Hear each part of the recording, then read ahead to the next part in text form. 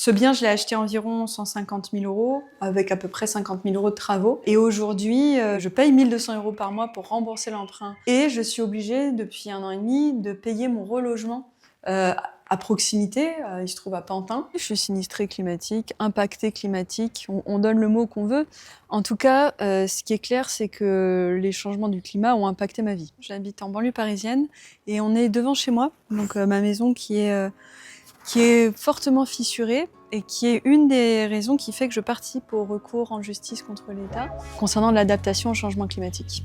Pour la première fois dans l'Union européenne, Marie et 10 autres citoyens français attaquent l'État en justice pour inaction climatique. Le logement de Marie, situé au Lilas en Seine-Saint-Denis, a été fissuré par la sécheresse historique à l'été 2020. Son bâtiment est alors classé en arrêté de péril par la mairie. Son studio est aujourd'hui inhabitable, et ce depuis 5 ans. C'est donc un studio d'une trentaine de mètres carrés que j'ai acheté en 2018. Je l'ai remis à neuf, quasiment un an et demi de travaux.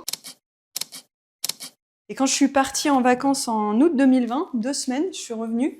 Et en fait, l'appartement était fissuré, ça se voyait bien parce que c'était neuf. Donc je l'ai vu tout de suite. Le plancher s'était enfoncé, les portes et les fenêtres ne s'ouvraient plus ou fermaient plus. On a une série de fissures, donc une qui longe le plafond, une qui est ici transversale, et on va en retrouver au niveau du sol également. Elles traversent le mur de part et d'autre. Vous les retrouvez intérieur-extérieur. On n'est pas sur une petite fissure de crépi, ça c'est clair. Ces mouvements de terrain sont provoqués par le retrait-gonflement du sol en argile sur lequel est construite la maison de Marie. Typiquement, ça bouge pas parce que le sol il est remonté.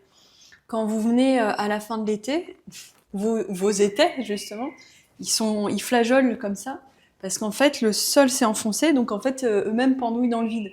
Donc il faut toujours venir les resserrer régulièrement. Les sols argileux sont des éponges. En période sèche, ils se rétractent avec l'évaporation de l'eau. En période pluvieuse, ils se gonflent. Et c'est ce qui cause des fissures, voire des effondrements. Le sentiment, c'est un peu du désespoir quand même. 400 000 € sont nécessaires pour refaire les fondations et réhabiliter le bâtiment où vit Marie. Un montant que les assurances vont prendre en charge. En plus de notre bâtiment, il y a le bâtiment en face, qui est un autre bâtiment de la copropriété qui a été touché aussi, donc nos voisins, et qui connaissent le même sort que nous, c'est-à-dire que leur bâtiment est sous arrêté de péril et il est complètement fissuré. Lise habite la maison juste en face et elle continue à vivre dans son logement fissuré, et les assurances ont refusé de l'indemniser pour les travaux. Notre vie s'est un peu arrêtée quelque part. Donc on est quelque part un peu sinistré.